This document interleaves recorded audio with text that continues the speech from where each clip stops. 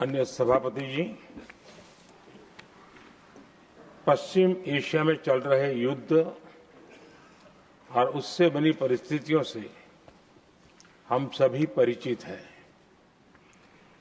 मैं आज संसद के उच्च सदन के सामने और देशवासियों के सामने इन विकट परिस्थितियों पर सरकार का पक्ष साझा करने के लिए उपस्थित हुआ हूं। पश्चिम एशिया में चल रहे इस युद्ध को 3 सप्ताह से अधिक का समय हो चुका है। इस युद्ध ने पूरे विश्व में गंभीर ऊर्जा संकट पैदा कर दिया है। भारत के लिए भी ये स्थिति चिंताजनक है। इस युद्ध से हमारे व्यापार के रास्ते प्रभावित हो रहे हैं। इससे पेट्रोल, डीजल, गैस और फर्टिलाइजर जैसे जरूरी सामान की रूटीन सप्लाई प्रभावित हो रही है। गल्फ देशों में करीब 1 करोड़ भारतीय रहते हैं, वहां काम करते हैं। उनके जीवन और आजीविका की सुरक्षा भी भारत के लिए बहुत बड़ी चिंता है।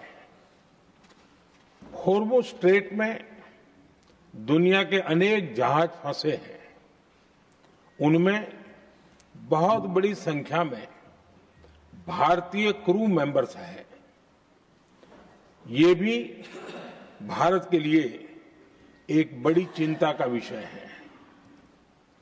ऐसी विकट परिस्थिति में आवश्यक है कि भारत की संसद के इस उच्च सदन से शांति और संवाद की एकजुट आवाज पूरे विश्व में जाए।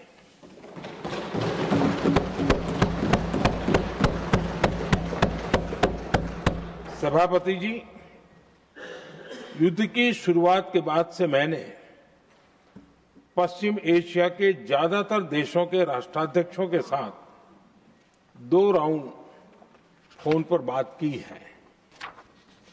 हम गल्फ के सभी देशों के साथ लगातार संपर्क में हैं। हम ईरान, इजरायल और अमेरिका के साथ भी संपर्क में हैं। हमारा लक्ष्य डायलॉग और डिप्लोमेसी के माध्यम से क्षेत्र में शांति की बहाली का है। हमने डी एस्केलेशन और हॉर्मुज स्ट्रेट खोले जाने पर भी उनसे बात की है। कमर्शियल जहाजों पर हमला और हॉर्मुज स्ट्रेट जैसे अंतर्राष्ट्रीय जलमार्ग में रुकावट अस्वीकार्य है।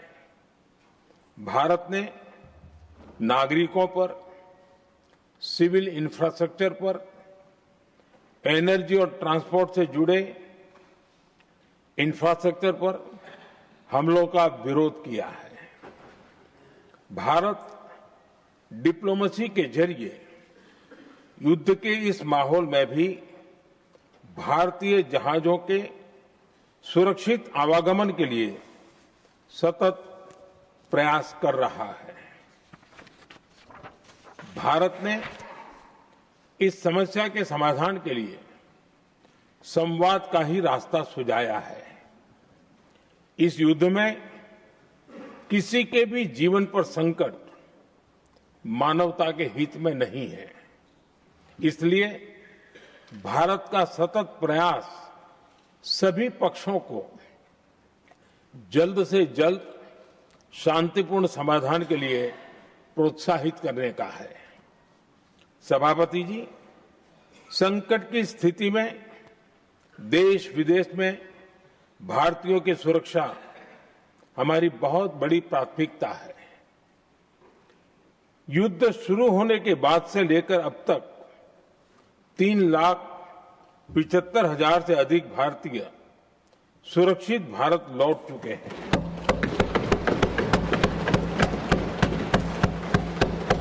ईरान से ही अभी तक 1,000 से अधिक भारतीय सुरक्षित वापस लौटे हैं। इनमें 700 से अधिक मेडिकल की पढ़ाई करने वाले युवा हैं। हमारी सरकार संकट के इस समय में पूरी संवेदनशीलता से काम कर रही है। सभी देशों ने वहां मौजूद भारतीयों की सुरक्षा का पूरा आश्वासन दिया है। हालांकि ये बहुत दुखद है कि हमलों के कारण कुछ भारतीयों की मृत्यु हुई है और कुछ घायल भी हुए हैं। ऐसे मुश्किल हालात में परिवारजनों को आवश्यक मदद दी जा रही है। जो घायल हैं, उनका बेहतर इलाज सुनिश्चित कराया जा रहा है।